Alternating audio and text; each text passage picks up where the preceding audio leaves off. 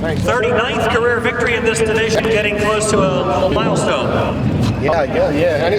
Any win in this division is a milestone for a lot of people, and we've just been fortunate. You know, a lot of guys aren't here tonight. It's early in the season, and it was kind of an easy night.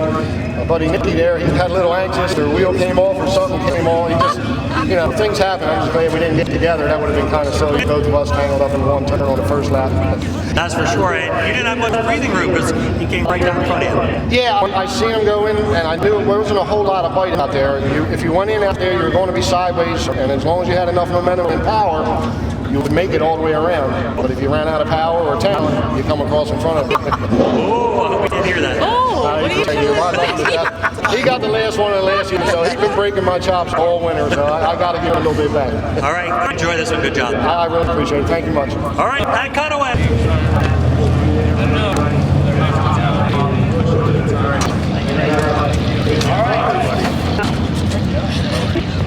He's now out of the car. He can hear you, Darren Pittman. Darren, congratulations. I'll tell you, 10th starting spot. That's pretty good. Yeah, I started third, running third here, Pete. Put us back in a little bit of a bind. So, you know, really, we worked at it. We just couldn't make nothing happen. So, you know, hats off to the track crew for going out and doing a little bit of work. They probably could have dumped about twice as much water on it and did okay, but at least they gave us enough that we could get up there for a couple laps. So, I knew we needed to get to 5th or 6th on the first lap, or we had no chance of winning. And when I got to 3rd coming off the floor, I thought, well, this is at least the chance that we knew we needed. So, you know, still obviously we had some breaks go our way with the 7 car falling out. He was awfully quick, and you know, being out front on these big half miles in the clean air is just a big difference with my car got a lot better when we got out front too. So, I just wish my car owner Mike Hefner could have been here. You know, this is really close to his home in Allentown, and just hats off to this whole Lelands.com crew, Sean and Rhino. Jimmy's back in the shop. His brother Tommy's here. Brett. The guys just really working hard, and we tore up a car last race. This is a new one, and we just haven't had much luck. So just glad to come out here and get away. You know, once you got in the clean air, you said you took off and were really gone. When you got to lap traffic, the 2nd, 3rd, and 4th place cars were like right on your bumper there in the last couple laps. Yeah, I figured that. I went to the top in 3 and 4 there once I got to the lead and felt good, and then started noticing it wasn't feeling as good. So I moved back to the bottom and felt like I got faster, and then I got behind one lap car and tried to go back to the top really, so I had a gauge to see if I was okay up there or not, and I lost ground to the lap car when I moved back to the top. So I figured I'm going to stay on the bottom and make them guys go along me around and just hope for the checkered, and luckily it came you know, just soon enough. Thanks for being here, and congratulations. All right, thanks, appreciate it. All right, opening night winner, congratulations. You know, last year there was a lot of nights early in the race. You and Ronnie were battling it out. Same thing happened tonight. Yeah, it's always interesting when Ronnie and I are side by side. I mean, it was good. We were clean there. And we always have a blast. I don't know what happened to him there at the end. I mean, I knew he was thinking the top 3 for a while, but definitely the lead was a place to be, it looked like. Yeah, he unfortunately got tangled up in that multi-car jingle over there. Up till that point, we had a few cautions, but it seemed like guys were starting to sort things out. There was a lot of position swapping going on behind you, which you probably didn't know about, but what were you concentrating on?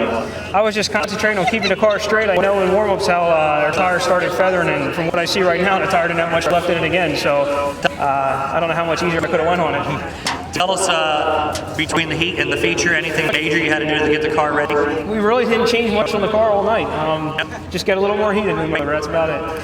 You know, you're starting off the season on the right foot. I know last year you were in the chase for the championship. Unfortunately, a couple of things didn't go your way at the end of the season. It was a good way to start it off.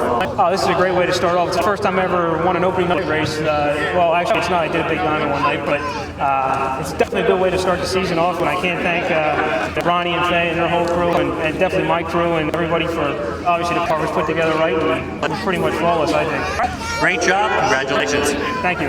All right, Ryan, congratulations. From Micro Sprints to stock cars, looks like you were here all along. Thank you. After that regular feature, avoiding them wrecks and ended up finishing 8th, and I think in the first feature, about time for bed here. Hey, you know what? You were here for the practice the other week. You look pretty comfortable in the car. Like you said, we did this a little backwards tonight, but you qualified. One of the few rookies to qualify and then stayed out of trouble. But you were picking a couple off here and there during the feature. Yeah, it was a good car. I just like to thank Matt Budd, Mike Budd, and Budd Motorsports, wherever they're at. I don't know where they're at. My dad, grandfather, and everybody else that helped me out bring me victory. And my goal tonight was to win the first rookie race. So I guess I did it in top 10 in the regular feature. You know, six pretty good contenders in this rookie race tonight. You know, some new fresh talent. Some of you guys did the micros before, now moving to the stock cars. Like you said, it's got to be a pretty good night. Not even the rookie win, but the top 10 in the regular feature. Yeah, it was. I know Dan Cogdale, and I raced with him a couple years in micros. I know he's a pretty decent driver. He's good. I don't know what other micro drivers are in the rookie, but hey, I gave it all my all.